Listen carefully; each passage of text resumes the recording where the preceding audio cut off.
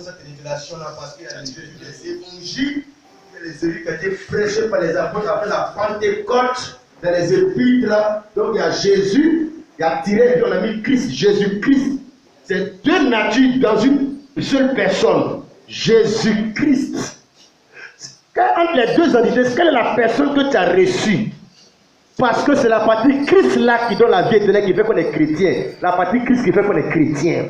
Mais la partie Jésus là, ça c'est l'homme qui a dit je ne peux rien faire de moi-même. L'homme qui est mort dans le tombeau. Mais la partie Christ là, ça c'est la partie éternelle qui rentre en toi et puis tu as la vie éternelle. Que le nom du Seigneur soit béni. Lisons 1 Corinthiens chapitre 10, le verset 1 au verset 4 il dit: Frères, je ne veux pas que vous ignorez que nos pères ont tous été sous la nuée, qu'ils ont tous passé au travers de la mer, qu'ils ont tous été baptisés en Moïse dans la nuée et dans la mer, qu'ils ont tous mangé le même aliment spirituel, qu'ils ont tous bu le même breuvage spirituel, car ils buvaient un rocher spirituel qui les suivait, et ce rocher était Christ. C'est bizarre, parce que Christ, qui est Jésus, on parle de lui dans le Nouveau Testament. Comment comprendre que la Bible dit que son existence est depuis l'Ancien Testament? Voilà pourquoi nous croyons que Jésus ne commence pas, Jésus-Christ ne commence pas avec Marie, Jésus commence avec Marie, mais Jésus-Christ, là c'est avant Marie dans l'Ancien Testament. Que le Seigneur bénisse sa parole dans ton cœur au nom de Jésus, que ça produise en toi Christ, la vie éternelle. Amen. On peut s'asseoir, bien aimés frères. Donc, toujours encore le thème, c'est Christ le rocher mystérieux. Pour que tu puisses avoir un peu le résumé de ce qu'on avait dit dimanche passé, si tu as oublié, ou toi aussi si tu es nouveau. Il y a une différence entre Jésus et puis Christ. Voilà pourquoi entre Jésus et puis il y a un tiret. Jésus-Christ. C'est-à-dire Jésus qui est le Christ. Alléluia. Tu vois, frère bien-aimé, cette révélation-là manque aujourd'hui dans nos églises. Manque parce qu'on ne peut connaître Jésus-Christ que par révélation. Les apôtres ont marché avec Jésus, ils ont suivi Jésus quand c'est au chapitre 16 de Matthieu que Jésus s'est arrêté et puis il a posé la question aux disciples, vous me suivez là. Mais qui dites-vous que je suis? Ça veut dire qu'on peut suivre Jésus jusqu'à ce qu'on ne sait pas qui il est. On peut parler de Jésus, aller à l'église de Jésus, chanter Jésus et puis on ne sait pas qui il est. Et Jésus leur pose la question, qui dites-vous? Vous qui me suivez là, vous dites qui? Moi je suis qui? Il a dit d'abord, qui dit-on que je suis? Les on dit. Et puis après, il a demandé, qui dites-vous? Il y a ce que les on dit disent, les religions disent, et ce que vous, les apôtres, me suivez, qu'est-ce que vous vous dites? Alléluia. Amen. Et c'est là que Pierre a pris la parole, Matthieu chapitre 16, et il va répondre. Et la réponse qu'il donne, ça ne vient pas de Pierre. Parce que la réponse à la question de qui est Jésus là, aucune personne, aucun homme ne peut répondre et connaître. Il n'y a que Dieu seul qui peut répondre à ça. Amen. Alléluia. Il n'y a que Dieu seul qui peut donner la révélation de qui est Jésus. Matthieu 16, verset 13. Jésus est arrivé dans le territoire de Césarée de Philippe, demandant à ses disciples, qui dit-on que je suis moi le Fils de l'homme? Les hommes, les religions, les musulmans, tous les églises, qu'est-ce qu'on dit que moi je suis? Il répondit, les uns disent que tu es Jean-Baptiste, les autres Élie, les autres Jérémie, ou l'un des prophètes. Et vous, les dites, qui dites-vous que je suis? Donc il y a ce que les on dit disent, et puis il y a ce que les apôtres vont dire. Ce que les apôtres vont dire, les disciples vont dire là, c'est dans ça que Dieu va donner la réponse. Ça veut dire, on dit ce que les religions disent de Jésus là, ce n'est pas vrai. C'est ce que les disciples de Jésus vont dire là, c'est ça qui est vrai. Simon peut répondre, tu es le Christ, le Fils du Dieu vivant. Donc Jésus, qui est Jésus? Qui est Jésus? Jésus n'est pas Jésus. Qui est Jésus? Jésus est le Christ. Donc c'est le côté Christ, il faut savoir c'est quoi. Jésus est le Christ. Ça dit, c'est quand tu vas savoir qui est le Christ, ce que veut dire Christ, c'est là que tu vas connaître Jésus-Christ. Qui dites-vous que Jésus? Ne pas dire que tu es Jésus. Qui est Jésus? Jésus est Jésus? Non. Tu es le Christ. Jésus est le Christ. Qu'est-ce que le Christ veut dire? C'est ce qu'on a lu dans 1 Corinthiens chapitre 10. L'apôtre Paul, par la révélation, dit dans l'Ancien Testament Quand les enfants d'Israël sont quittés le pays d'Égypte, et puis ils étaient dans le désert, il n'y avait pas de forêt, il n'y avait rien de culture à manger, il y avait un rocher qui les suivait, et ce rocher-là faisait sortir de l'eau pour les abreuver. L'apôtre Paul dit, l'identité de ce rocher-là, le nom de ce rocher-là, que ce rocher-là, c'est Jésus-Christ qui les suivait. Donc quand Jésus pose la question, qui dites-vous que je suis? Puis Pierre répond par le Saint-Esprit pour dire, tu es le Christ. Il est en train de dire que l'identité de Jésus ne remonte pas à Marie. Ça ne remonte pas aux évangiles. C'est depuis dans l'Ancien Testament, il faut aller pour savoir qui est Jésus. Amen. On ne connaît pas Jésus dans le Nouveau Testament. Tu ne peux pas connaître Jésus dans le Nouveau Testament. Pour connaître Jésus, il faut aller dans l'Ancien Testament. C'est ça. Voilà pourquoi nous comprenons les catholiques qui disent Marie est la mère de Dieu. On les comprend. Mais on comprend qu'ils sont dans l'erreur en disant ça. Voilà parce qu'ils parlent de Jésus de Nazareth. Nous on parle de Jésus-Christ, la partie Christ. Non, la partie là, elle ne peut pas. Marie ne peut pas être la mère de Christ. Elle ne peut qu'être la mère de Jésus, l'homme, la forme, la chair, dans laquelle Christ est venu s'envelopper à Nazareth. Alléluia. Amen. Alors, bien-aimés frères, Dieu dit, tu es le Christ. Or, ce Christ-là, il n'est pas né dans les évangiles, il n'est pas né à Nazareth, il n'est pas né de Marie. La Bible dit, ce Christ-là, il était le rocher qui suivait les enfants d'Israël dans le désert et qui les donnait à boire. Maintenant, on a qu'à se poser la question, qui était le rocher d'Israël dans l'Ancien Testament? Paul a dit c'est Christ. Maintenant, on va interroger les Juifs, les enfants d'Israël et l'Ancien Testament pour nous donner l'identité de ce rocher-là, c'est qui? Amen. Je dis que la vie éternelle, ce n'est pas le fait d'aller à l'église. La vie éternelle, c'est la connaissance de qui est Dieu. C'est ça que la vie éternelle. Alors, qui est ce rocher? Les gens du Nouveau Testament, la disciples de Jésus, disent que ce rocher, c'est Jésus, c'est Christ. Que les Moïse, là, les Aaron, là, le rocher qui est de la bois, là, c'est Christ. Est-ce que tu peux comprendre ça, mon frère? Ça semble bizarre. Même que Jésus est né à Bethléem, Jésus est né dans Matthieu chapitre 2, les mages sont venus, il est né ici. Mais comment on peut situer son origine depuis dans l'Ancien Testament? Ça veut dire, il a deux personnalités. Il a une personnalité qui est éternelle, qui n'a ni commencement, et puis il a une personnalité qui a commencé dans le temps à Nazareth.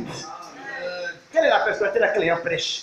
Il prêche la partie Jésus qui a une mère, Jésus qui a un commencement, Jésus qui a une généalogie, Jésus de Nazareth. Or, la partie qui donne la vie éternelle, puis on est sauvé là, c'est la partie de Christ qui fait que tu deviens chrétien. Amen. C'est juste. Qu'est-ce que tu as prêché? Qu'est-ce que tu as reçu? Il a reçu Jésus comme Seigneur et Sauveur. La plupart du temps, les gens ont reçu l'histoire de Jésus. En fait, l'histoire de Jésus. Noël, l'histoire de Jésus. Donc on met dans l'histoire de Jésus. Ils connaissent l'histoire de Jésus. Les musulmans parlent de l'histoire de Jésus. Les bouddhistes parlent de l'histoire de Jésus. Mais l'histoire de Jésus ne sauve pas. C'est la vie de Jésus, la personne de Jésus, l'identité qu'il est là en toi, c'est ça qui te sauve. Amen. Alléluia. Gloire au Seigneur. Qui est ce rocher-là? L'apôtre Paul dit, c'est Christ qui était ce rocher-là. Maintenant, allons et posons la question aux Écritures de l'Ancien Testament. Qui était ce rocher? Allons dans le livre d'Ésaïe, le chapitre 26, verset 4. Prenez note, bien mes frères. C'est une affaire de vie éternelle, c'est une affaire de Jésus. Ce n'est pas une affaire d'église. L'église ne sauve pas, c'est Jésus qui sauve. C'est Jésus qui sauve là. Il faut avoir sa connaissance, sa révélation, sinon tu ne seras pas sauvé. Amen. Ésaïe 26, verset 4. Frère, vous pouvez m'aider dans la lecture? Ésaïe 26, verset 4. Ésaïe 26, verset 4. On interroge les prophètes de l'Ancien Testament qui ont parlé à part de Dieu, ce que Dieu a dit de lui-même au travers de ces prophètes-là. Ésaïe 26, verset 4. Ésaïe 26, verset 4. Confiez-vous en l'Éternel. Confiez-vous en l'Éternel. À perpétuité. À perpétuité. Car l'Éternel. Car l'Éternel. L'Éternel est le rocher. Car l'Éternel, virgule. L'Éternel est le rocher des siècles. Des siècles. Ça veut dire, dans tous les âges, dans tous les siècles, du commencement du monde jusqu'à la fin des temps, il y a un seul rocher qui est l'Éternel. Il n'y aura pas deux, il n'y aura pas trois. Il n'y aura pas un qui était dans l'Ancien Testament, le rocher, et puis après un de Nouveau Testament qui sera le rocher. Il est le seul éternel qui est le rocher de tous les siècles et de tous les temps. Amen. C'est plus tard, d'un siècle là-bas à venir, il y a quelqu'un qu'on dit, il est le rocher, c'est que c'est le même éternel là. Alléluia. Ésaïe 44, verset 8. Ça, c'est ce que Dieu dit de lui-même par la bouche du prophète Ésaïe, qu'il est le rocher des siècles, c'est-à-dire de tous les temps. Ésaïe 44, verset 8. Isaïe 44, verset 8. Oui. N'ayez pas peur. N'ayez pas peur. Et ne tremblez pas. Oui. Ne t'ai-je pas dès longtemps annoncé. C'est ça. Et déclaré. Oui. Vous êtes mes témoins. Vous êtes mes témoins, dit Dieu. Y a-t-il un autre Dieu? Y a-t-il un autre Dieu Que moi? Que moi? Il n'y en a pas. Il n'y a pas d'autre rocher. Il n'y a pas d'autre rocher. Hein? Je n'en connais point. Qui dit je n'en connais point là? C'est l'Éternel. Ça veut dire, si à côté de Dieu, il y avait un Jésus qui est rocher, il y a un Saint-Esprit, s'il y avait une Trinité, d'autres personnes à côté de Dieu, Dieu ne peut pas dire je ne connais pas, c'est que Dieu ment. Amen. Dieu ne connaît pas quelqu'un autre que Dieu à côté de lui assis à côté. Ça n'existe pas. Amen. Comment Dieu ne connaît pas, et puis les églises, les chrétiens, les pasteurs connaissent qu'il y a un Dieu le Père, Dieu le Fils, Dieu le Saint. Dieu ne connaît pas. Amen. Ça dit ça n'existe pas. Amen. Je n'ai pas depuis l'Ancien Testament des témoins de Dieu sur la divinité au ciel, assis là-bas. Qui est là-bas? Qui est le rocher? Il dit que y a-t-il un autre Dieu que moi? Il répond, il n'y en a point d'autre rocher. C'est rocher là qu'on appelle Dieu. Amen. Il n'y en a point d'autre rocher, je n'en connais point. Alors si dans 1 Corinthiens 10, 1 à 4, Paul dit, le rocher qui suit l'enfant d'Israël, c'était Christ, ça veut dire l'Éternel qui parle ici là, c'est Jésus-Christ. La Trinité là, c'est une faute doctrine démoniaque. Amen. C'est juste. Trois personnes en Dieu, Dieu le Père, assis à côté de Dieu le Fils, à côté de Dieu le Saint-Esprit, les trois personnes, ça n'est même pas quelque chose qui est bibliquement même valable. Amen. Dieu disait ça aux enfants d'Israël pour qu'ils sachent que les autres nations ont plusieurs dieux des montagnes, dieux des arbres. Mais eux, les enfants d'Israël, ils ont un seul Dieu qui est le rocher. Dieu ne connaît pas quelqu'un d'autre dans son conseil que Dieu comme lui. Il n'y en a pas. Alléluia. Si Dieu ne connaît pas, comment toi tu as pu connaître? Comment les gens ont pu faire exister à côté de Dieu un autre Dieu? J'ai dit, le seul Dieu qui a créé le ciel et la terre là, qui est le Père, qui est le Fils, le Saint-Esprit là, c'est une seule personne, il s'appelle Jésus-Christ. Amen. Amen, amen. Oh, bien-aimés frères, nous sommes en train de connaître le rocher d'Israël. Il est le seul rocher d'Israël, le rocher des cieux. Et Dieu dit, il n'a pas d'autre Dieu en dehors de lui, il n'a pas d'autre rocher. Lui ne connaît pas quelqu'un d'autre que Dieu et que rocher comme lui. Il n'y en a pas. Il n'y en a pas, il n'y en a pas. Il n'y en aura pas, il n'y a pas hier, il n'y en aura pas demain, il n'y en a pas, mon frère, ma soeur, il n'y en a pas. C'est-à-dire le seul qui est là, il faut chercher à le connaître maintenant. Alléluia. Oui, bien mes frères, le rocher qui suivait l'enfant d'Israël, qui leur donnait à boire, qui les protégeait, qui les défendait, à l'époque, ce rocher-là, il s'appelait l'Éternel. C'est donc le nom qu'il avait pour servir aux enfants d'Israël. Regarde un peu. Je vais te faire voir un peu les révélations progressives de Dieu et les noms qu'il cachait pour se révéler les autres noms, en entendant le se révéler dans la vraie forme avec le vrai nom dans le nom de la nouvelle alliance.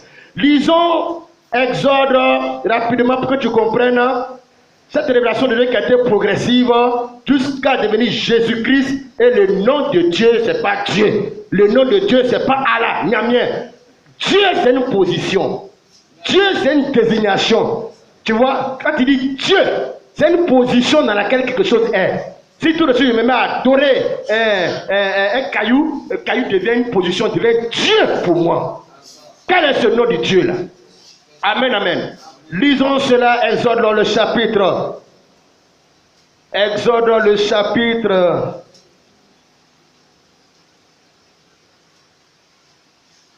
Voilà, Exode le chapitre précisément. Chapitre 9. Voilà. Non, Exode chapitre 3. Verset 13.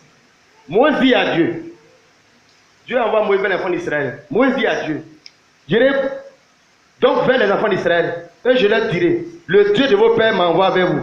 Mais s'il me demande quel est son nom, que lui répondrai-je? Moïse, c'est quelqu'un qui est intelligent. Ce n'est pas des croyants qui sont insensés, c'est des croyants intelligents qui posent les vraies questions à Dieu. Dieu, tu m'envoies vers les enfants d'Israël. Mais les enfants d'Israël, là, c'est des gens intelligents. Ils vont me poser la question, mais quel est le nom de Dieu? Moïse, il pose la question à Dieu parce que logiquement, c'est les questions que tout croyant doit poser à la Bible. Qui est Dieu? Quel est le nom de Dieu? C'est-à-dire c'est des choses logiques, naturelles. Mais le problème c'est quoi? C'est que la religion nous a tellement déformé qu'on croit que Dieu c'est le nom de Dieu.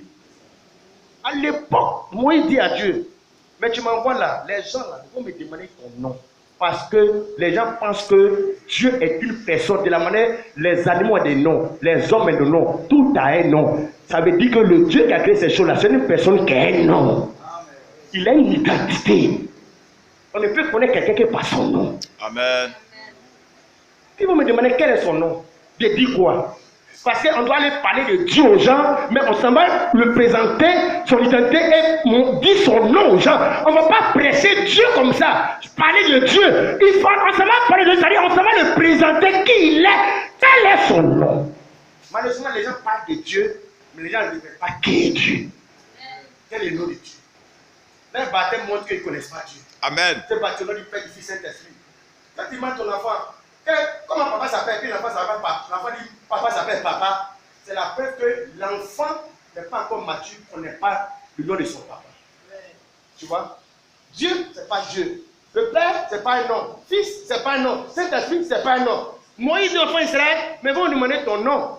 Dieu, ce n'est pas un nom. Dieu d'Abraham, ce n'est pas un nom. C'est une position, c'est une désignation. Quel est ton nom? On est dans l'Ancien Testament. La Bible dit ceci. Dieu dit au verset 14, Dieu dit à Moïse, je suis celui qui suis. Amen. Et il ajouta, c'est ainsi que tu répondais aux enfants d'Israël, celui qui s'appelle je suis m'envoie vers vous. Elle a dit je suis là. C'est toujours une désignation parce qu'on est dans l'ancienne alliance. Le projet de Dieu, ça ne doit pas s'accomplir ici, ça commence ici, mais ça doit devenir parfait dans le Nouveau Testament. Il dit je suis. Parce que quand Dieu sera révélé en chair dans la personne de Jésus, il va terminer pour dire je suis le chemin, je suis la lumière, je suis. Donc le je suis, c'est-à-dire il y a 3 points de suspension. Quand il va venir en chair, il va ajouter les différents attributs. Le chemin, je suis le chemin, Amen. je suis la lumière, Amen. je suis temps, je suis temps, je suis temps. Donc il a dit, il faut leur dire je suis. Je suis veut dire celui qui est éternel, celui qui est vivant, celui qui ne change pas. Donc ici là, il a fait de dire le Jésus qui va naître à Nazareth là, qui aura une mère là, un commencement là. Il ne parle pas de lui, il parle de sa patrie, Christ, celui qui est éternel, je suis. Allons dans Jean chapitre 12. Jean chapitre 12. Vous voyez quelque chose, bien aimés frères? Jean le chapitre 12. Jean le chapitre 12, le verset 32. Frère Aubin, il faut lire. Le Jésus dont il est en train de parler là, il parle de sa partie Christ éternel qui est Dieu. Jean chapitre 12, verset 32. Jean 12, verset 32. Et moi, quand j'aurai été élevé de la terre, le élevé là, ça dit qu'il sera élevé sur la croix, comme le serpent qui a été élevé pour être crucifié là. Quand je serai élevé de la terre, j'attirerai tous les hommes. Pas de sa crucifixion. Verset 33. J'attirerai tous les hommes à moi. Oui. Verset 33. En parlant ainsi, il indiquait de quelle mort il devait mourir. C'est ça. Verset 34. Oui. La foule lui répondit. Les gens qui sont là, c'est les gens qui connaissent la loi de Moïse, l'Ancien Testament, ce qui a été écrit autrefois. La foule lui répondit. Nous avons appris. Par la loi par la loi, parce que les Moïse ont dit, les prophètes ont dit. On a appris parce que la loi a dit que le Christ demeure éternellement. Que le Christ demeure éternellement. Ça veut dire, le Christ là, c'est lui que je suis. Amen. Il ne change pas. Il n'a pas de commencement. Il n'a pas de fin. Il est au présent conjugué et au présent il est vivant. Ils ont appris par la loi que le Christ demeure éternellement. C'est-à-dire, le Christ il est le je suis. Amen. Maintenant, le Christ là, c'est lui qui est en chair devant eux, qui a comme moment Marie, son papa et Joseph, frère, ses frères. Donc, dans cette forme-là, elle ne peut pas accepter que c'est toi là qu'on connaît là, c'est toi. Et puis, tu dis que tu seras crucifié, tu vas mourir. Or, le Christ se met éternellement. Le problème, que la partie dont Jésus parle là, que la chair humaine dans laquelle le Christ, c'est-à-dire Christ est devenu Jésus. Jésus, c'est la forme charnelle, homme, mortel là. Quand Christ est devenu homme là, il doit faire un sacrifice, mourir pour le péché. Quand il a dit que le Christ doit mourir, il doit être élevé à tel les hommes à lui là. Ils ont dit non. Selon les Écritures, le Christ il ne meurt pas, il est éternel. Effectivement, les deux entités, il y a un qui est mortel et puis il y a un qui est éternel. Amen. Il y a un qui va mourir, puis il y a un qui a ressuscité, lui qui est mort. Donc c'est là qu'il y a la problématique a toujours existé, mon frère. Amen. Qui parle à qui? Tu dis mon père, mais qui parle à qui? Le Christ est éternel. Et puis tu vas mourir. Effectivement, il y a une partie de Dieu qui ne meurt pas et Dieu a pris une forme qui meurt. Amen. Pourquoi? Parce que toi tu es mort dans le péché, il faut que Dieu meure pour te sauver. Amen. Pour bien aimé frère, Dieu est éternel. C'est-à-dire qu'il n'y a ni commencement ni fin. Mais le problème à côté de l'éternité, Dieu est immortel. Dis Amen. Amen. Un jour, j'ai fait un enseignement dessus. Et puis, on a fait débat, les gars là, les musulmans là, bientôt. Jésus a été crucifié. Quand on dit Dieu est immortel là, ça ne veut pas dire qu'il ne meurt jamais. Ça veut dire que Dieu est immortel. Que Dieu, il n'y a que Dieu seul qui peut traverser la mort et ressortir. Ça veut dire immortel. Quand on dit un tissu est imperméable, ça veut dire que s'il est soumis à l'épreuve de l'eau, il sort. Ça veut dire imperméable, immortel. Or, l'immortalité est la seule chose qui est réservée à Dieu seul. Maintenant, si Dieu est immortel, il n'a pas été immortel dans l'Ancien Testament. Parce que la Bible dit hébreu, on m'a lu, un testament n'est valable que lorsque le testataire est mort. Amen. Moi et puis toi on est mortels. C'est-à-dire, si on traverse la mort, on reste là-bas. On reste là-bas. Mais il y a un seul qui est immortel. Lui, s'il rentre dans la mort là, il sort. Donc Dieu n'est pas seulement éternel, c'est-à-dire il n'a pas commencé à faire. Ça veut dire, il peut cesser de vivre et puis récupérer encore sa vie à zéro. Tu vois frère, lisons cela un instant pour que tu comprennes. Il faut que Dieu, il démontre tout ce qu'il est. Il est éternel, il est immortel. Pour qu'il soit immortel, il faut qu'il prenne un corps qui est mortel. Il traverse la mort puis il se réveille. On dit que non, toi le Dieu là, tu es le Dieu éternel, tu es le Dieu puissant, tu es le Dieu qui pardonne, tu es le Dieu immortel, de telle sorte que l'homme qui est mort dans le péché, toi tu peux le ressusciter parce que toi, tu as traversé la mort. Alléluia. Voyons cela, bien aimés frères. Notre Dieu n'est pas seulement éternel, il est immortel. Voilà pourquoi on n'a même pas fait la mort. Parce que si la mort nous prend, quand Jésus viendra, nous on va sortir de la tombe. Mais les autres, Mahomet n'est pas mort, il n'est pas immortel, il est mortel. Il est mort, il est resté dedans. Amen. Voilà pourquoi nous ne prêche pas les hommes de Dieu. William Branham est mortel. Moïse est mortel.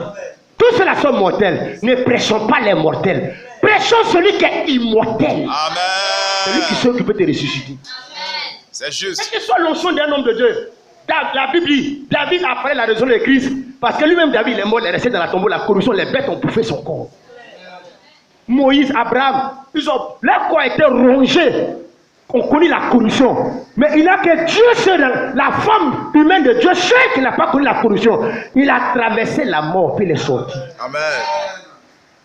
Je faisais une étude là, parce que souvent quand il y a les débats des musulmans, quand ils tombent sur les chrétiens, les pasteurs qui sont là, et puis les malmettent, et puis ils pensent qu'ils maîtrisent le sujet. Ils disent que Jésus n'a pas été crucifié. Et non, Dieu n'a pas été crucifié. Il y a Hébreux 5, 7. Et la Bible dit qu'à cause de sa pété, il a prié pour que Dieu le soit la mort, Dieu l'a sauvé. Hein? Daniel, dans la fosse au lion, ils ont dit à Nebuchadnezzar, notre Dieu, il peut nous sauver d'éternel. Il n'a pas dit Dieu va nous épargner du feu. Il dit, si tu nous mets dans le feu, on va traverser. Oh, Jésus-Christ est venu pour traverser la mort, pour que l'homme ait de l'espoir devant la mort et l'enfer. Amen. Celui-là peut nous sauver. Ah, moi, il y a su quelqu'un, il est mort dedans.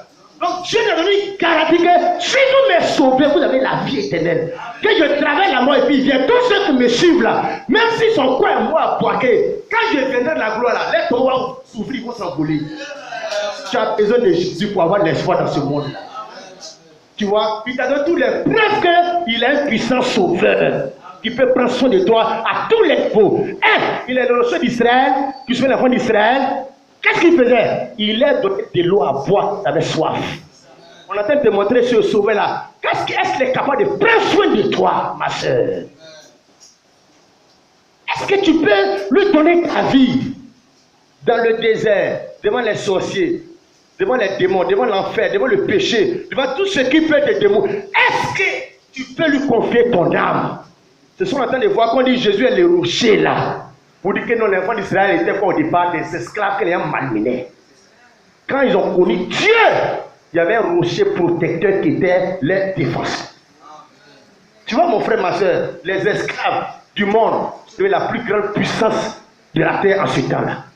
Toutes les nations avaient peur d'eux. Pourquoi? Parce que le Dieu qui est au milieu d'eux était le Dieu créateur des cieux et de la terre. Ils mangeaient la nourriture qui venait d'en haut. L'eau sortait du rocher. Les chaussures, les vêtements ne suivaient pas. Pourquoi? Parce qu'il y a un rocher spirituel qui les suivait. Ce rocher était Christ. Amen. Le rocher les suivait. Je parle dans le Nouveau Testament aujourd'hui. Ce rocher-là, la Bible dit Christ en vous. Jésus-Christ n'est pas à côté de nous. Comme les Israël, il était à côté d'eux, au-dessus d'eux, au milieu d'eux. Jésus-Christ est dans toi. Celui qui est en vous est plus grand que celui qui est dans le monde. Si tu connais Christ et tu connais sa position, Jésus n'est pas au ciel. Il est assis dans toi. Il est assis dans toi. Pourquoi? À cause de la faiblesse de la chair, du péché, la peur, les difficultés de la vie. Christ en vous, l'espérance de la gloire. Amen. Quand Christ en toi, mon frère, ma soeur, on ne prie pas pour avoir certaines choses. On ne prie pas pour avoir la victoire. On prie parce que la victoire est dans nous. Amen. C'est juste. Là, on ne fait plus parce que la victoire est dans nous. C'est juste. Moi, c'est repentir parce que celui qui parlait le péché est dans moi avant que je sorte dans le péché. Amen. C'est juste. Tu vois, mon frère, la résurrection est dans toi avant que tu meurs quand tu étais au village.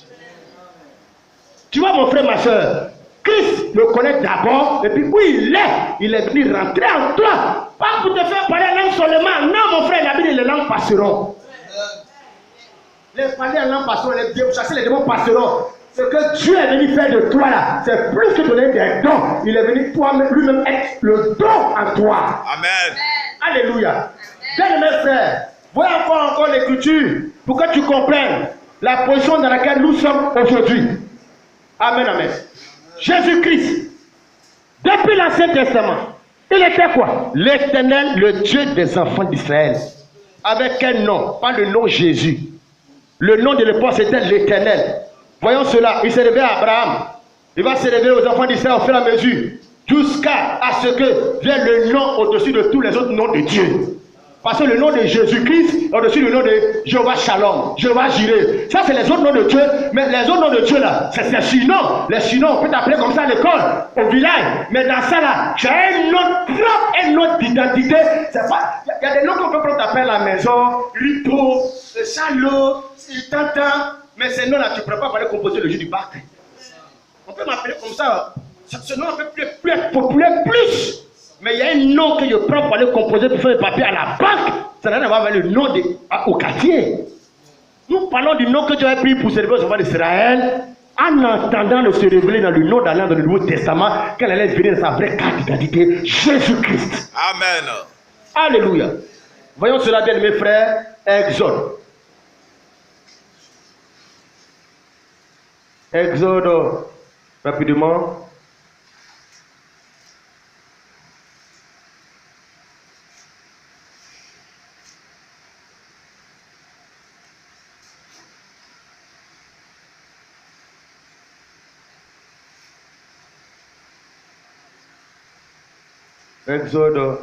Exode chapitre 33, verset 18 à 23.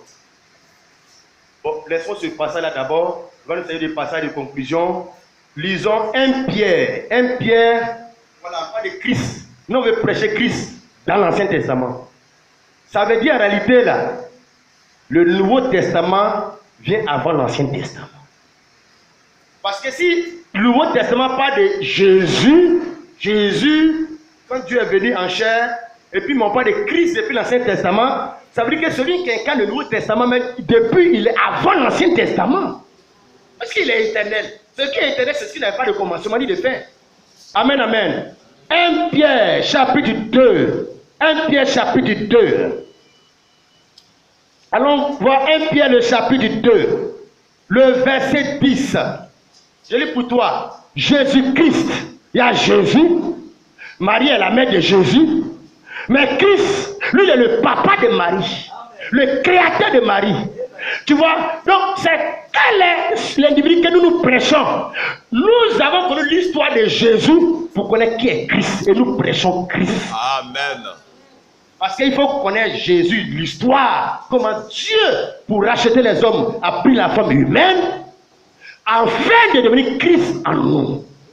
1 Pierre chapitre 1 verset 10 dit: les prophètes qui ont prophétisé, donc pas des choses qui sont passées dans l'Ancien Testament, qui ont prophétisé, tout ça la grâce qui vous était réservée, ont fait de ce salut l'objet de leur recherche et de leur investigation. On parle des prophètes de l'Ancien Testament. Voulant sonder l'époque et les circonstances marquées par l'Esprit de Christ qui était en eux. L'Esprit de Christ qui était en qui? Pas dans les apôtres, pas dans les disciples. L'Esprit de Christ qui était en qui? Et qui était dans les prophètes de l'Ancien Testament. Mon frère, donc nous Saint-Esprit, notre Esprit de Christ, Saint-Esprit, on pense que ça a commencé à la Pentecôte, et puis c'est nous on fait les rimes, on ne comprend pas là. Les apôtres, les prophètes, les David, les Jérémie, les Abraham, ils ont eu ça avant, en échantillonnage. Pour que tu comprennes qu'il faut que ton Saint-Esprit qui est en toi là, ça se manifeste comme selon les Écritures dans l'Ancien et dans le Nouveau, pour que ça soit l'Esprit de Dieu. Amen. L'Esprit de Christ était dans les prophètes. Ça veut dire, le Dieu qui envoie les prophètes là, c'était Jésus-Christ. Parce que les prophètes ne peuvent pas avoir l'esprit de quelqu'un d'autre qui n'est pas celui qui les a envoyés. Quand Dieu envoie un prophète, il met son esprit en lui pour l'envoyer. Amen. L'Esprit de Christ était dans les prophètes. Voilà pourquoi Jésus a dit: je suis venu accomplir ce que la loi et les prophètes ont écrit de moi. Pourquoi? Parce que c'est l'Esprit de Christ qui était en eux qui fait que les Moïse, les Abraham, ils prophétisaient le tabernacle. Parce que c'était l'Esprit de Jésus qui était en train de prophétiser Christ dans le Nouveau Testament. Amen. Alors, est-ce que là on voit affaire de Marie? Non, on parle de Christ. On ne dit pas l'Esprit de Jésus était dans les prophètes. On dit l'Esprit de Christ. Selon la loi, le Christ il est éternel. C'est lui qui a dit je suis. L'Esprit de Christ dans les prophètes. Est-ce que c'est Christ qui a reçu ou bien tu as reçu Jésus de Nazareth? Quand Jésus de Nazareth, c'est un homme qui avait faim, qui a pleuré, qui a eu sommeil. Mais Christ, Jésus-Christ, quand Jésus a eu faim, c'est Christ qui a multiplié le pain. Quand Jésus était dans le tombeau en tant qu'un homme mortel, c'est Christ qui est éternel là. C'est lui qui a réveillé ce Jésus-là. Alors, quelle est la partie de ce Jésus-Christ qui doit rentrer en toi, que tu dois croire, que tu dois connaître et découvrir? Parce que les Pierre, les Matthieu, ils ont suivi d'abord Jésus. Ils ont mangé avec Jésus. Ils ont connu d'abord Jésus. Et après, Christ s'est révélé à eux au cours de route. Comme une chenille qui se transforme pour devenir le papillon. C'est comme ça que Dieu dans la chair Jésus s'est métamorphosé dans son langage et s'est révélé. Et les apôtres ont vu que c'est Christ Dieu dans la chair qui était devant eux. Alléluia. Oui frère, voilà la réalité que je vais te partager ce matin pour que tu comprennes. Quand les apôtres prêchaient, ils ne prêchaient pas Jésus de Nazareth comme aujourd'hui on a pu le voir. Non. Avec le Saint-Esprit qui est venu, le message c'était Christ. Actes des Apôtres chapitre 8 verset 5. Parce que c'est prêcher Christ qui fait que les gens deviennent chrétiens. Si le message n'est pas Christ, les gens ne pourront pas devenir chrétiens. Si on ne prêche pas Christ, qu'on prêche Assemblée de Dieu, ils vont devenir Assemblée de Dieu, ils vont devenir catholiques, ils vont devenir Séma. Mais si on prêche Christ dans les gens, que Christ rien dans les gens, il va devenir chrétien. Amen. Actes des Apôtres, chapitre verset 5. Si on ne prêche pas Christ, quand on prêche Branham, les gens vont devenir branhamistes. C'est clair. Frère, tu peux lire. Actes des Apôtres, chapitre 8, verset 5. Quand les apôtres ils ont connu Jésus dans les évangiles, quand le Saint-Esprit ils ont dit, qu'est-ce qu'ils prêchaient après la Pentecôte? Faut lire, frère. Acte 8, verset 5. Oui. Philippe, Philippe, étant descendu dans la ville oui. de Samarie, Oui. il prêcha Il prêcha le Christ. Il prêcha le Christ. Amen. Pourquoi il ne prêche pas Jésus? Parce que les pharisiens, les juifs qui étaient là, ils ont connu Jésus, fils de Marie, Jésus de Nazareth, avec ses frères là. Ça là, ils ont connu ça. Mais la partie qu'ils avaient du mal à accepter à quoi là? La partie Christ de Jésus là. C'est ça là qu'ils ne veulent pas accepter parce que Christ là, c'est Dieu Tout-Puissant, le Dieu d'Israël. Et Philippe, quand il est descendu à Samarie, la Bible dit c'est mis, il a commencé à prêcher le Christ, pas Jésus. Commencé à prêcher le Christ. Quand on dit prêcher le Christ, ça veut dire qu'il a commencé à dévoiler la partie spirituelle de Dieu caché qui était dans Jésus là. Alléluia. Amen. Dans la vie, normalement, on n'a pas dit tu prêches quoi? On a dit tu prêches qui? On prêche quelqu'un. On ne prêche pas une église. On ne prêche pas un pasteur. On ne prêche pas un prophète. On ne prêche pas le prophète, mais ça du temps de l'affaire.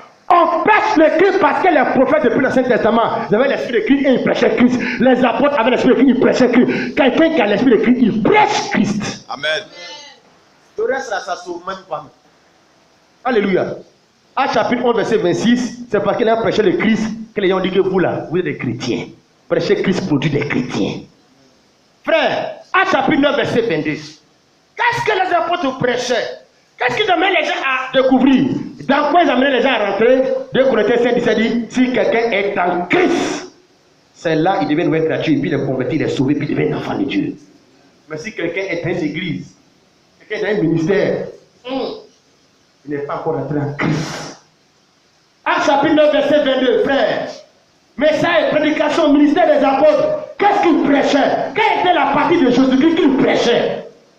On y va. Acte 9, verset 22. Oui. Cependant, Saul Saul se fortifia de plus en plus l'apôtre Paul vient d'être chrétien, il a intégré le groupe, l'église de Jésus-Christ, oui. et il confondait les Juifs, Il confondait les Juifs, habitait à Damas, oui.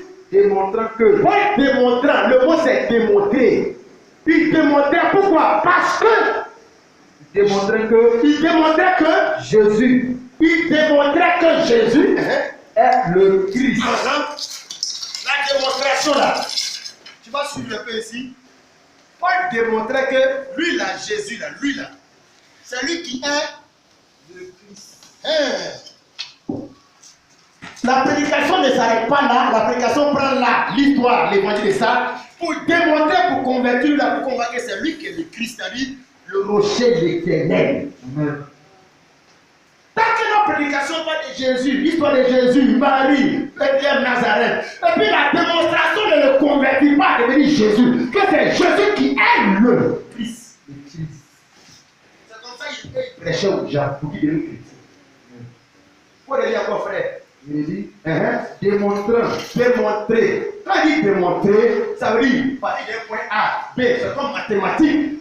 Isaïe a dit, l'Ancien Testament, la démonstration, c'est que l'Ancien Testament, c'est comme l'équation. C'est comme c'est un mystère. Jésus-Christ est égal à combien? Il faut qu'on puisse trouver, démontrer, voir que, mais c'est Christ, ça donne Dieu, ça donne l'éternel, ça ne donne pas trois personnes.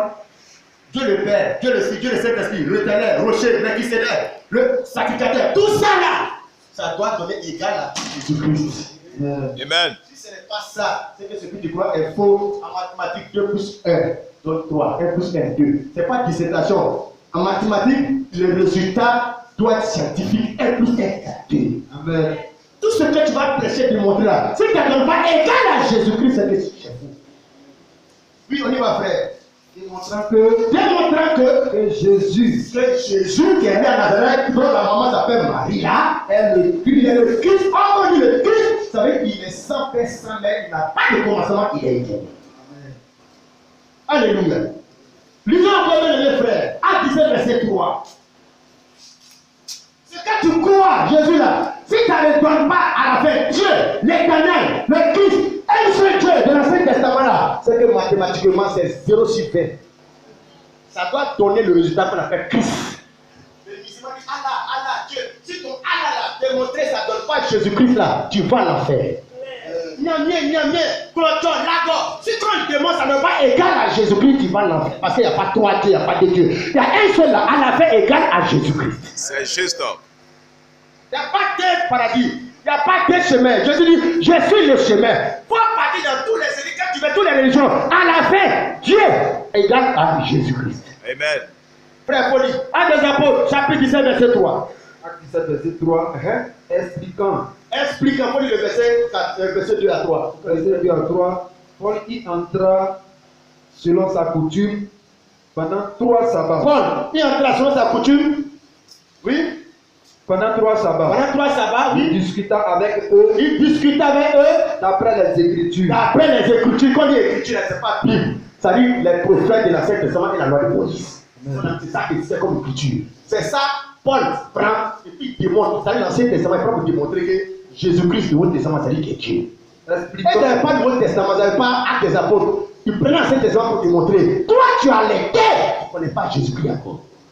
Faut dire frère, expliquant et établissant, c'est-à-dire démontrant que le Christ devait souffrir, et ressusciter des morts. Oui. Et Jésus qui est ici, que je vous annonce, que moi je vous prêche là, disait-il, c'est lui qui est le Christ, c'est lui qui est lui là. Je ne sais pas si les frères comprennent, il n'y a pas de frère là. Le nom c'est Jésus, tu es Christ. La démonstration, c'est de prendre que lui là, l'homme qui est né à Nazareth, Marie a mis au monde, qui a dit je ne ferai de moi-même. Dieu m'a envoyé lui là. Le Dieu m'a envoyé tout ça là. Qu'on a démontré à la fin là. C'est lui qui est Christ, le Dieu qui envoie les prophètes. Or les musulmans parlent de Jésus dans son Coran. Quand il lit la Bible, il disfait les débats avec la partie de Jésus, ce que Jésus a dit. Mon père qui m'a envoyé, je ferai de moi-même. Or le Coran, c'est la problématique qu'elle est là. C'est que c'est par la révélation que tu peux comprendre que, mais ça c'est l'équation. Ça va donner le résultat de Jésus-Christ. Amen. Alléluia. Frère, lisons encore bien aimé pour que tu comprennes qu'il y a une problématique de la conversion. Et la conversion, c'est pas le fait d'aller à l'église. Sa conversion, c'est le fait que Jésus est converti pour devenir Christ dans ton esprit. Or, les gens, Jésus n'a jamais été converti pour devenir Christ. Il est Jésus. La conversion, c'est que Jésus, il s'est transformé comme une chenille. Il est devenu Christ à la fin. Voilà pourquoi les apôtres, Philippe a dit, Seigneur, moi tout le Père sera suffi. Il a dit, depuis que je suis là, au début, il parlait, notre Père qui est dans les cieux. Et puis après, le langage a changé. Il a dit, depuis que je suis. Donc, ils ont vu que la conversion de Jésus lui-même dans les cœurs. Tu peux lire maintenant, frère, Actes 18, verset 5. Rapidement, Actes 18, verset 5. 18, verset 5. Oui. Mais quand Silas et Timothée furent arrivés de la Macédoine, c'est ça. Il se donna tout entier à la parole. Attestant aux Juifs que Jésus était le Christ. Vous voyez les apôtres comment on appelle les Christ prêchés. Il a démontré que lui là, c'est lui qui est lui là. Jésus est le Christ. Tant qu'on ne prêche pas, pour ceux qui prennent le point de départ, Jésus, c'est lui qui est le Christ, parce que ça c'est l'Ancien Testament. Ça c'est les évangiles. Si on ne prend pas celui-là pour te ramener dans Moïse, Abraham, voilà pourquoi Jésus a dit depuis que, avant qu'Abraham ne soit, je suis. Pourquoi? Parce que c'est lui qui a dit à Moïse, si on demande mon enfant, il dit je suis. Avant qu'Abraham je suis. Oh, je suis venu, celui qui est éternel. Les pharisiens disent, mais selon la loi, le Christ est éternel. Il est éternellement là. C'est ça que je suis. Frère, c'est pas tu vas voyager, Dieu va te bénir, tu vas te lever. La plus grande bénédiction que Dieu peut accorder à un homme, c'est pas de lui donner des biens, c'est que Dieu lui-même se révèle à toi. Amen. Alors, rapidement, le temps avance. Matthieu chapitre, je sais que tu comprends déjà. C'est que tu comprends. Bon, pour ceux qui sont là aujourd'hui, premier dimanche, lisons 2 Corinthiens, on a lu dimanche. Voilà, l'apôtre Paul a dit 2 Corinthiens chapitre 5. Voilà, si nous avons connu Christ dans la chair, maintenant c'est fini. Cette manière de voir a changé. 2 Corinthiens chapitre 5. Lisons cela verset 16. 2 Corinthiens chapitre 5 verset 16 avant de passer à la montagne de transfiguration où Jésus a été transfiguré. Amen. Ah, c'est mieux. 2 Corinthiens chapitre 5 verset 16. 2 Corinthiens 5, verset 16. Paul dit ceci. Ainsi, Dès maintenant, veut dire qu'il y a eu un hier ou un avant. Voilà. Donc, il y a eu un avant. Dès maintenant où je parle là, nous ne connaissons personne nous les apôtres, nous ne connaissons personne selon la chair. selon la chair, c'est-à-dire dans la nature, dans le côté naturel, charnel. Nous ne connaissons personne dans la chair. De qui il parle, arrêtez, on y va. Et si nous avons connu Christ Si nous avons connu Christ, il veut parler arrêtez de Jésus. Nous avons connu Christ selon la chair, parce que dans la chair, c'était Jésus. Oui. maintenant, nous ne le connaissons plus On ne le connaît plus de cette de manière. la manière de la chair. Amen. Où Marie est sa mère, où il y a des frères, où il est à Nazareth, où c'est un juif. Parce que Jésus c'est un juif, mais Christ, Dieu n'est pas un juif. Dieu n'est pas un blanc. Tu vois mon frère, ma soeur, si nous avons connu Christ selon la chair, nous le connaissons plus de cette manière. Ça, on le connaît de quelle manière? On le connaît de la manière dont il était dans l'Ancien Testament. C'est de cette manière-là, la Bible dit, il y a prêché le Christ, démontrer que Jésus est le Christ. La manière qui donne à Dieu de rentrer en alliance avec toi, c'est la manière de Dieu, Christ, Dieu dans l'esprit, pas Dieu dans la chair. Alléluia. Matthieu chapitre 17, on va chuter avec cette expérience, cette vision que Jésus a fait voir aux apôtres. Matthieu chapitre 17. On y va, verset 1 à 9. Est-ce que tu es là, frère? Acclame le Seigneur, acclame la parole. Matthieu chapitre 17. Notre message, le message des apôtres, le message des prophètes, c'était Jésus-Christ. Les autres choses, là, mon frère, ma soeur, ce n'est pas ça qui doit être le thème principal du message, cette personne, c'est Jésus-Christ.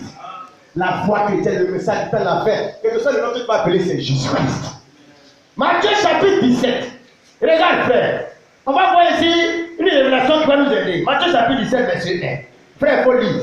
Matthieu 17, verset 1. 6 jours après, Jésus prit avec lui Pierre, Jacques et Jean son frère. Oui. Et il les conduisit à l'écart sur une haute montagne. Il va leur montrer quelque chose de caché. Il ne va pas le montrer à tout le monde, mais il se dit. On y va après. Verset 2.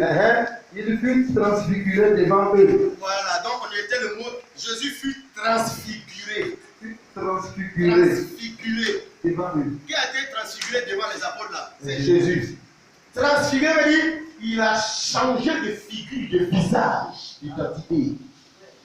Ce que je suis en train d'expliquer là, peut-être que tu ne comprends pas bien, je vais prendre l'exemple là pour te montrer. Les disciples ont connu un Jésus dans la chair.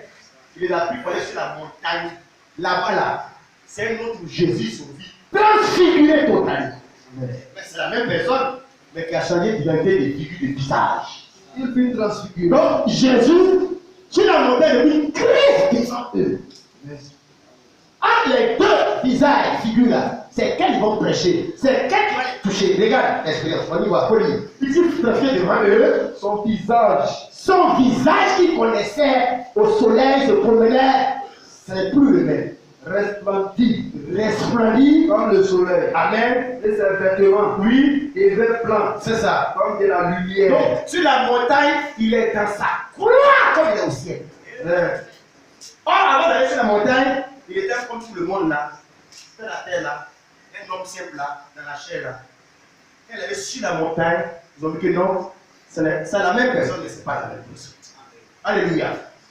Ce que je vais te montrer, l'attention de Jésus, c'est que ceux qui le suivent là, tous le connaissent dans la partie transfigurée. Et non dans la partie charnelle. Ils ont suivi dans la partie charnelle. À un moment donné, Jésus a fait connaître la partie de les transfigurer dans sa gloire. Regardez l'attitude. Pour continuer. Verset 3. Verset 3. Et voici, Quand il a été transfiguré devant eux, voici Moïse et Élie Moïse et Élie leur apparut aussi dans cette vision, s'entretenant avec lui. s'entretenant avec Jésus. Regarde, Moïse est l'image de la loi, Élie les prophètes. C'est-à-dire, la loi et les prophètes, ce dont il parlait là, c'est lui qui est la Jésus. Le Dieu de Moïse, le Dieu d'Élie, c'est lui qui est là Jésus. Le Dieu de tout l'Ancien Testament, là, c'est lui qui est là. Voilà aujourd'hui, parce que Pierre ne connaît pas Élie, Pierre ne connaît pas, Matthieu ne connaît pas, Pierre ne connaît pas, Moïse ne connaît pas Élie. Ils ont vécu avant. Mais comme ils ont su, Dieu voulait les faire voir que le Dieu que Élie, Moïse, effectivement prêchait là, c'est lui qui est là, vous marchez avec lui. Le fils de l'Ancien Testament, le rocher d'Israël là, c'est lui là. Comment combattre des personnages de l'Ancien Testament sont avec un personnage du Nouveau Testament? C'est parce que c'est depuis l'Ancien Testament qu'il existe. Continue. Regardez la réaction maintenant. Pierre prenant la parole. Pierre prend la parole devant cette transfiguration, cette révélation, cette dimension dans laquelle Jésus est présenté devant eux pour la première fois. Dit à Jésus, Seigneur, il est bon que nous soyons ici. là. Il est bon que nous soyons où? Ici. J'ai dit, frère, Pierre a vu, il a su Jésus, il a vu tout ça. Il n'y a pas de miracle que Jésus a appelé, puis qui a dit, Seigneur, il est bon qu'on soit ici pour le miracle que ton frère est ici. Mais quand il a vu la traîtrise de Jésus, il dit, on n'est qu'à rester dans ça. Qu'est-ce que ça veut dire? La plus grande bénédiction que Dieu peut donner à un homme, c'est la révélation de qui Dieu est. Amen. C'est juste. Si tu cours derrière les miracles, les Pierre, ils ont vu les miracles de Jésus. Ils ont vu la transfiguration de Jésus. Il a dit qu'il veut construire une maison pour rester dans la transfiguration. Pour révéler qui est Jésus. C'est le plus grand miracle. Il faut lire, et puis on va donner des exemples. Il faut lire. Il dit, il est bon Que nous soyons ici. que nous soyons ici. Ici où? Sur la montagne. À cause de quoi? À cause que Jésus est transfiguré. C'est-à-dire, c'est pas comment expliquer la chérie qui devient papillon. Jésus-Christ qui est dévoilé comme il est dans l'Ancien Testament. Or, les autres ne savent pas. Eux, ils viennent de voir. C'est pas les révélations qu'on complète de là. Tout le monde. Mais ceux qui ont vu des gars là, ils n'ont pas envie d'aller prier dans n'importe quelle église. Ils n'ont pas envie de descendre pour aller à la maison. Ils ont envie de rester sur la montagne de quoi? De la montagne où Jésus est transfiguré. Pas où un prophète, un âme, un pasteur est transfiguré. Où Jésus est démontré pour être transfiguré dans les gens. Ils disent, il n'y a pas de la réaction des apôtres. Pour lui, frère. Que nous soyons ici. Oui, Si tu le veux. si tu le veux. Je dresserai ici 3 tentes. Oui, Une pour toi. oui, Une pour Moïse. Et une pour Élie. c'est ça. On y va. Comme il parlait encore, une nuée les couvrit. C'est ça. Et voici, Oui, une voix fit entendre c'est ça. de la nuée. Oui, Ces paroles. c'est ça. Celui-ci est Oui, mon fils bien-aimé, amen. en qui j'ai mis toute mon affection. C'est ça. Écoutez-le. Amen. Et ça voulait dire ici, fils, celui-ci est mon fils. Dieu est en train de rendre témoin du corps qu'il a pris sur la terre pour se révéler. Celui-ci est mon fils, celui-ci, cette forme humaine est la forme que j'ai prise pour m'investir, pour me révéler. Par la Bible dit que tout Dieu était en Christ de construire le monde avec lui-même, que toute la petite divinité était dans lui. Amen. Dieu a mis lui-même son image dans un corps. C'est ce corps-là qu'on appelle Jésus. Alléluia. Regarde la réaction de Pierre. Pierre dit, oh Seigneur, il est bon que nous restions ici. Je dis, ceux qui ont goûté les choses de Dieu pour la première fois avant nous, c'est les hommes. Regarde, je vais te faire lire certains passages pour que tu comprennes pourquoi Pierre a parlé comme cela. Matthieu 14, on a lu Matthieu 17, non? Revenons à Matthieu 14 pour voir, il y a des choses qui sont passées que Pierre a vues. Mais pourquoi c'est ça là? Il dit, il a habité dedans, construit une maison dedans, investir son temps, son argent dans ça. Matthieu 14, 28 à 29. Il faut me supporter un peu parce que je voudrais que tu comprennes très bien. Matthieu 14, 28. Pierre lui répondit, Seigneur, si c'est toi, ordonne que j'aille vers toi sur les eaux. Et dit, viens. Pierre sortit de la barque et marcha sur les eaux pour aller vers Jésus. On a lu Matthieu 17, où Pierre a fait une expérience qu'il a vu Jésus transfiguré. Mais avant ça, Pierre a été témoin d'un miracle où lui, Pierre a marché sur l'eau. Quand Pierre a marché sur l'eau, il n'a jamais dit à Jésus, Seigneur, on a bâti mais on va rester sur l'eau. C'est trop merveilleux. Oui, c'est ce miracle, c'est cette puissance, fonction, gloire. Il n'a jamais témoigné ça. Mais le jour où il a vu Jésus transfiguré, il a dit que c'est plus merveilleux quand lui marche sur l'eau. Amen. C'est pas ce qui me fait comprendre, peut-être que tu comprennes pourquoi Pierre a choisi plus d'être dans cette révélation de transfiguration de Jésus qu'un miracle qui marche sur l'eau. Ouais, marcher sur l'eau, c'est un miracle. Hein? Amen. Maintenant, ce miracle-là, et puis Jésus-Christ s'est transfiguré devant lui. Et puis, il venait pour partir à la maison, il est resté là.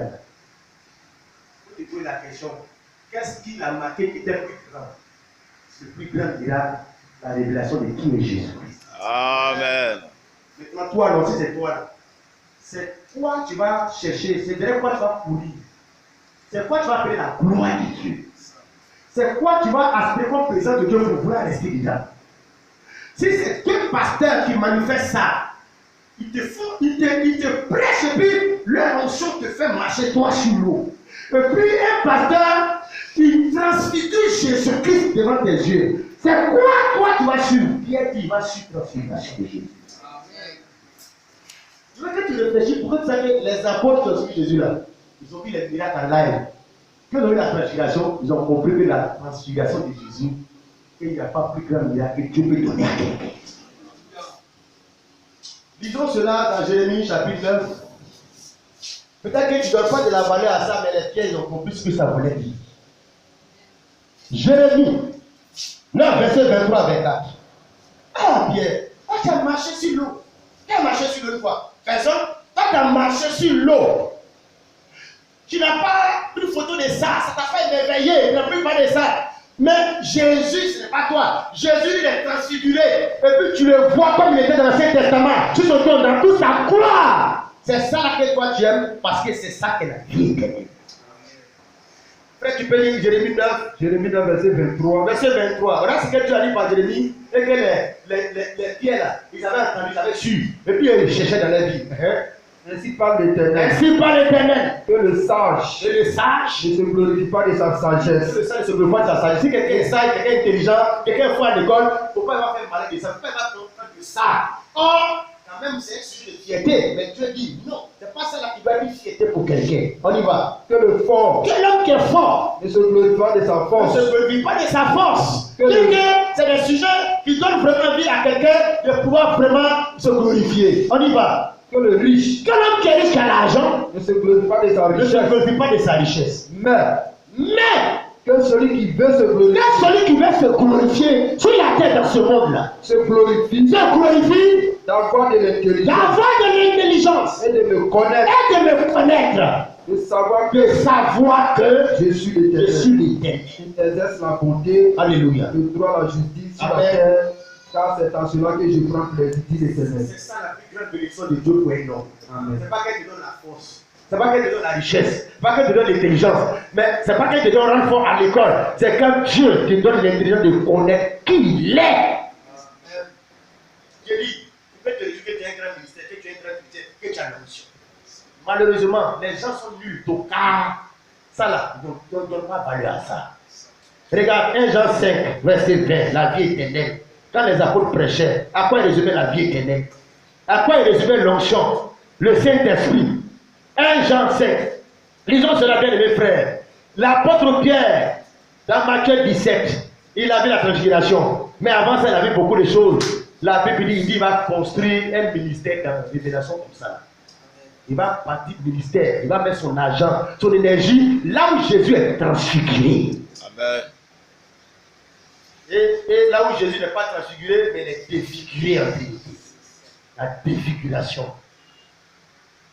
On produit tout aux gens. Malheureusement, on ne donne pas l'occasion aux gens de connaître quelle est la figure de Jésus. Jésus est transfiguré ou défiguré. Pierre dit, là où il est transfiguré, c'est là qu'il veut bâtir sa vie, son temps, son ministère, son âme dans la transfiguration de Jésus. 1 Jean 5, verset 20. Pourquoi c'est là que tu dois voir, mon frère, que le plus important de tout ce que Dieu donne, le plus important, c'est la connaissance de qui il est, car la vie éternelle est rattachée à ça. 1 Jean 5, verset 20. Nous savons aussi que le Fils de Dieu est venu et qui nous a donné l'intelligence pour connaître le véritable.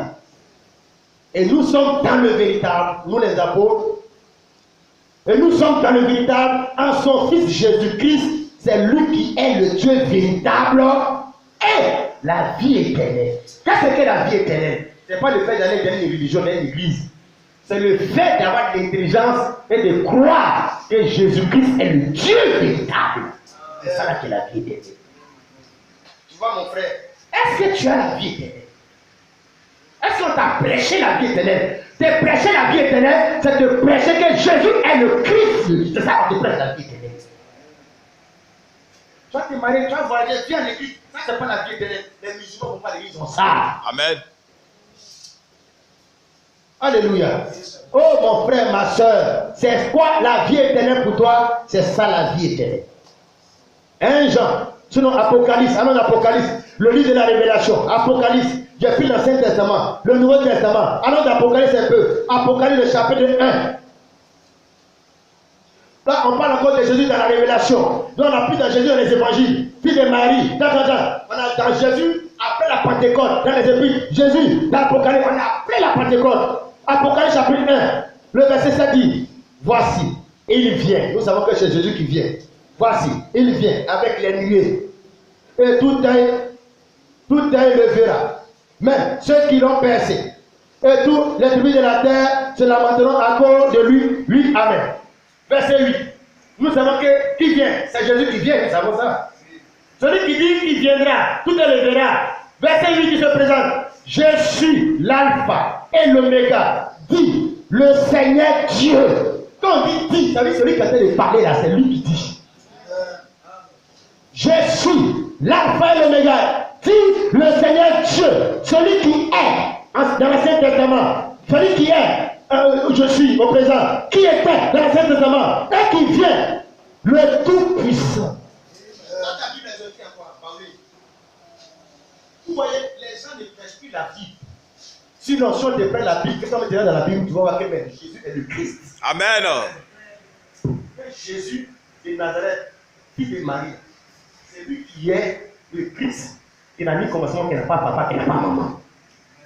Ah, il dit, je suis l'alpha et l'oméga, dit le Seigneur Dieu, celui qui est. On n'a pas dit c'est lui, c'est la même personne qui est, qui était et qui vient, le Tout-Puissant.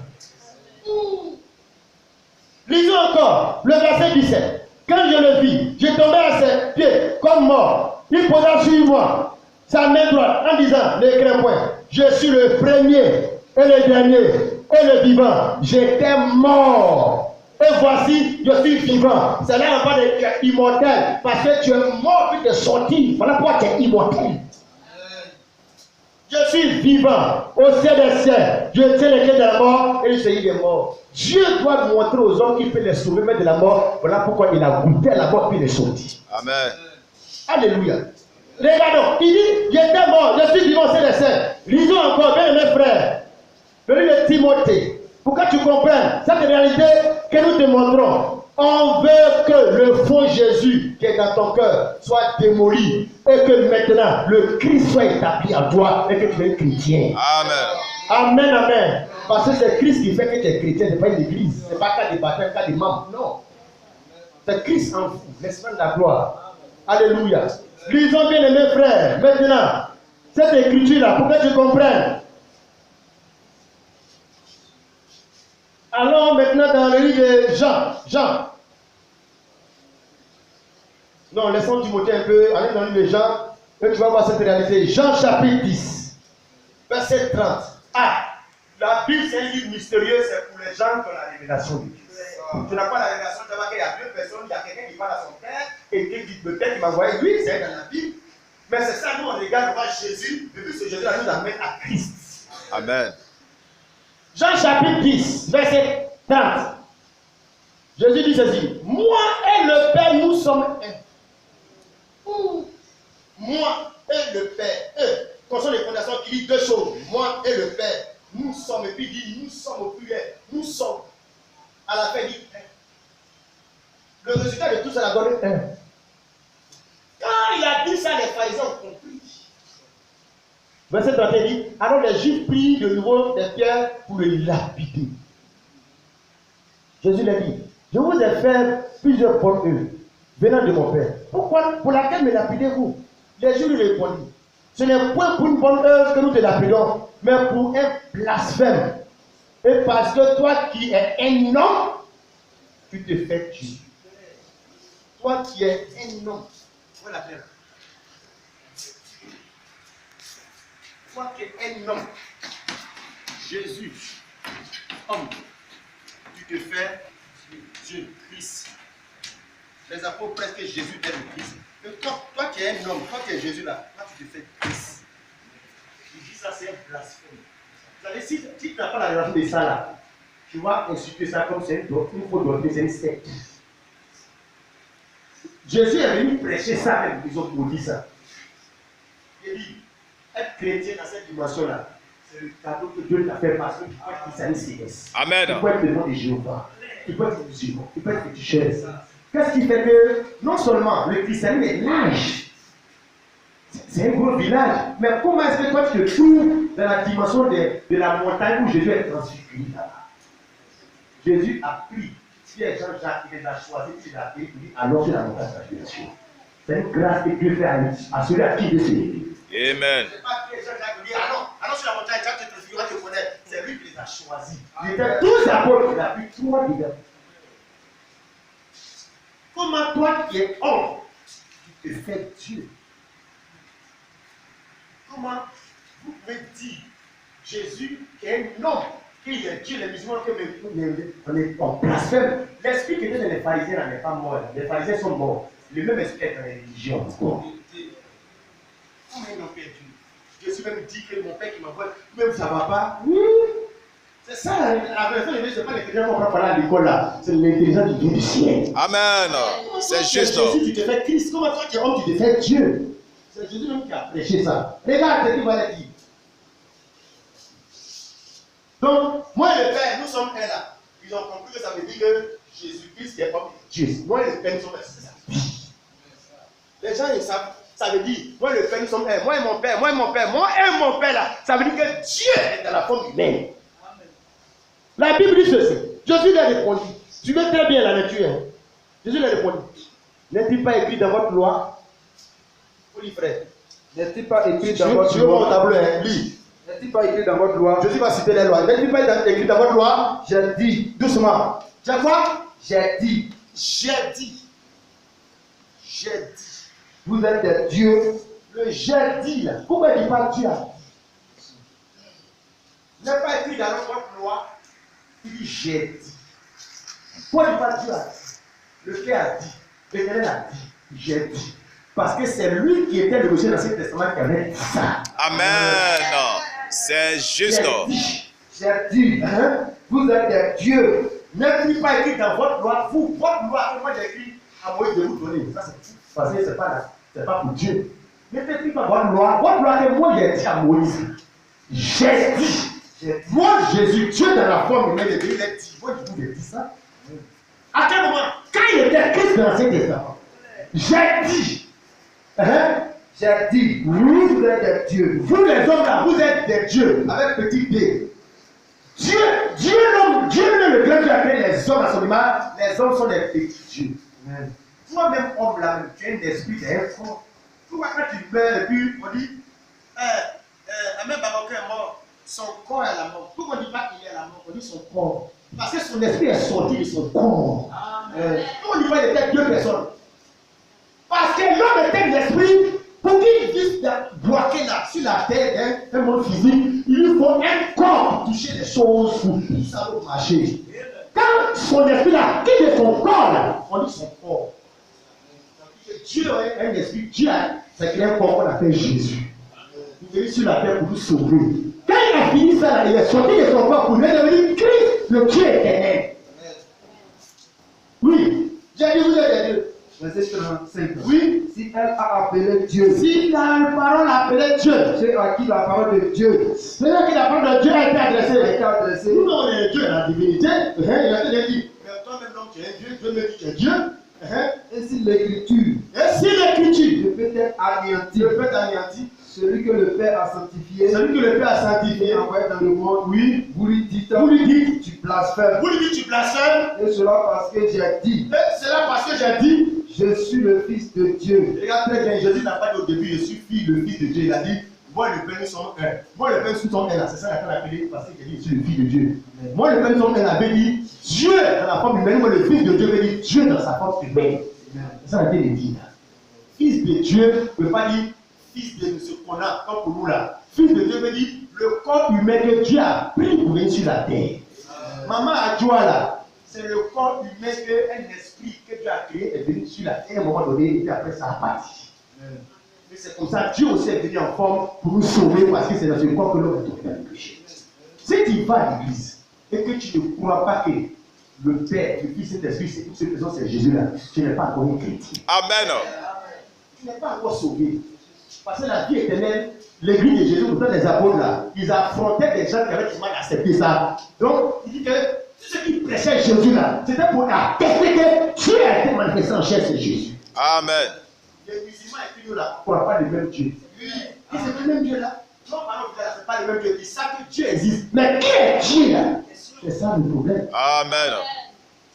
Dieu, Dieu ça fait quoi? C'est ça. Dieu a fait quoi? Tout notre Dieu là est mort. Tout le Dieu ne peut pas vous aussi. Dieu peut. Est-ce que Dieu mange? Est-ce que vous aussi? Arrêtez des choses là. Non, mais il a du mal à accepter que Dieu est grand. Je suis venu comme ça. Oui, c'est ça le miracle. Amen. Dieu est infiniment grand, il est infiniment petit pour naître comme un bébé. Mais c'est ça qui est fort. Alléluia. Si ton Dieu a créé sur le soleil et la terre, depuis que pas lui-même s'est créé le vent d'une femme, c'est qu'il n'est pas fort. Amen. Il ne peut pas dire le vent, le soleil, c'est qu'il n'est pas fort. Si Dieu a créé toutes ces choses, c'est que lui-même, il peut mourir et puis retrouver la vie. C'est ça que Dieu est fort. Alléluia. Je vais terminer, c'est que tu comprends, tu vois. Si tu vois ce message qu'on te prêche, nous sommes en train de t'amener sur la montagne d'annonciation, de transférer Jésus pour réagir comme Pierre. Il a vu ça là. Il dit, il est bon, Seigneur, que nous restions aussi pour construire des tentes. Pourquoi? Parce que c'est ça qui est la gloire de Dieu. C'est ça la plus grande des merveilles que tu peux te donner. Alléluia. Oui, bien aimé frère, ce qui est la gloire de Dieu, je peux te dire que c'est ça.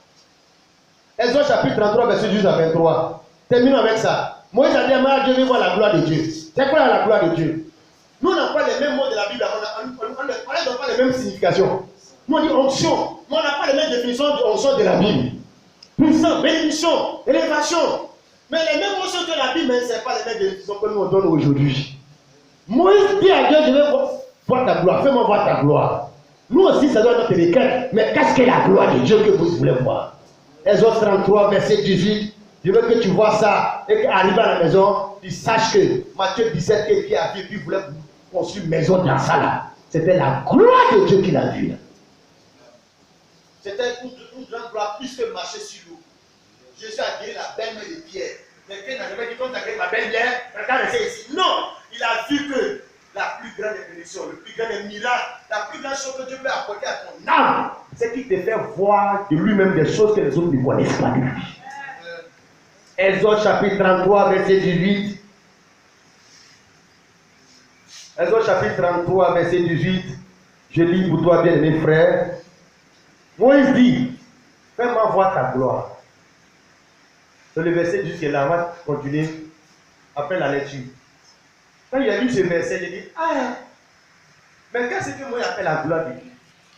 Lui, Moïse, son ministère là, Dieu a dit, étant ton rocher sur la mer, où Dieu a fondé la mer. C'est quoi il appelle la gloire de Dieu? Puis il dit, il veut voir. Ça là, c'est pas la gloire de Dieu. Si on voit ça, va dire la gloire de Dieu. Moïse dit à Dieu, d'avoir vu tout ça là.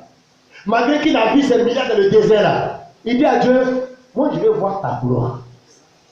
Ça veut dire, tu veux voir toutes ces grandes choses là, non? Mais ce n'est pas la gloire de Dieu. Moïse, la mer là, s'est fendue en deux. Ça fait un côté clôture, l'autre côté clôture, pour passer à sec. Ça arrivait chez Pharaon, les Égyptiens. Toi, tu cherches quelle gloire à voir la gloire de Dieu. Je dis, tant que tu n'as pas eu la relation de qui est Dieu là, tu n'as pas vu la gloire de Dieu. Ah, Moïse, toi, tu as vu les miracles, Dieu a fait venir des bouches en Égypte, le fleuve de l'Égypte, elle dit, sang, Pharaon, les crapauds, les grenouilles. Qu'est-ce que tu n'as pas vu de Dieu en Égypte? Tu demandes à Dieu, tu vas voir sa gloire. Frère, je dis que souvent, notre association de Dieu est trop limitée. On veut parler, on veut tomber, on veut plier. Nous, c'est ça là. Dieu. Il y a plus de gloire de Dieu que ça là. Quand Moïse a demandé ça à Dieu, Dieu lui dit, ah Moïse, c'est pas moi qui ai la mer, c'est pas fait comme ma gloire. Tu n'as pas fait ça ici devant le Pharaon, tu n'as pas frappé vers le Pharaon. Quand les Égyptiens, les magiciens sont venus, leur bâton s'est changé en serpent. C'est pas pour toi là, que lui aussi, un serpent qui a avalé pour eux. C'est pas de ma gloire. C'est quelle gloire tu viens? Ce n'est pas la gloire de Dieu, ça. C'est qu'on voit puis les gens pour vivre la fonction. Jésus a dit, les gens ont dit, on va chercher des démons, on va faire des mains. Dieu a dit, j'ai rien connu. Ce n'est pas la gloire de Dieu, ça là. Tu vois comment tu es minable, spirituellement tu es minable. Moïse dit, Tout ce que lui a vu là, il cherche la gloire de Dieu. Maintenant, on va voir la gloire de Dieu qui Dieu va lui montrer. Dis Amen. Acclame le Seigneur. Verset 19. Dieu va lui faire voir sa gloire. L'Éternel répondit, je ferai passer devant toi toute ma bonté. Et je proclamerai devant toi le nom de l'Éternel. Je fais grâce à qui je fais grâce et miséricorde à qui je fais miséricorde. L'Éternel dit, tu ne pourras pas voir ma face, car l'homme ne peut me voir et vivre. L'Éternel dit, voici un lieu près de moi, tu te tiendras sur le rocher. Je dis que le thème du message, c'est qui le rocher mystérieux. Quand tu veux voir la gloire de Dieu Moïse, c'est que Dieu va te dire, tiens-toi sur le rocher. Parce que la gloire de Dieu est liée au rocher. Dieu va lui faire voir, va lui répondre. Il dit, voici un lieu près de toi, tu te tiendras sur le rocher. Quand ma gloire passera, je te mettrai dans un creux du rocher et je te couvrirai de ma main jusqu'à ce que j'ai passé. Et lorsque je retirerai ma main, tu me verras par derrière, mais ma face ne pourra pas être. ah frère, quand tu médites ça là, tu vois que la gloire que tu as fait passer devant lui, ce n'est pas en son miracle, guérison. C'est Dieu lui-même qui est passé devant lui. Mais dans cette position, Moïse va être pour voir Dieu passer. Il voici un rocher, il va te faire entrer dans le creux du rocher. Que tu rentres dans le rocher, tu rentres en Christ. Si tu rentres en Christ, tu vas voir la gloire de Dieu. Il n'a pas dit, voici, va ici, va dans ta coin, va catholique, va savoir de Dieu. La gloire de Dieu n'est pas partout. Dieu est partout. Mais sa gloire, sa révélation de qui il est, c'est dans le rocher. Amen. Il te fait entrer dans le creux du rocher. Parce que c'est dans cette position-là, tu peux voir la gloire de Dieu. Ah! Et quand Dieu l'a fait rentrer dans le rocher, et puis Dieu passait. Quand Dieu passait, Dieu a dit à Moïse, tu ne pourras pas voir ma face, tu vas voir par le derrière. Ça veut dire, l'Ancien Testament, c'est le dos de Dieu. Dans le Nouveau Testament, le visage de Dieu sera révélé. Amen. C'est juste. Dieu c'est un homme, mais c'est son dos, ils vont voir dans l'Ancien Testament. Donc, ils ont présumé, c'est des présomptions. Dieu est comme ça, son est comme ça, l'Éternel est comme ça. Et ils ont des présomptions. Dans le Nouveau Testament, ce n'est pas des présomptions, c'est la quête originale. Jésus-Christ, son nom, c'est Jésus. Amen. C'est juste. Dieu bien. Il ne faut pas étudier l'Ancien Testament, là-bas, c'est le guerrier de Dieu. Amen. L'homme, les images. C'est ça. Il faut voir les apôtres parce que ils ont la révélation. Voilà.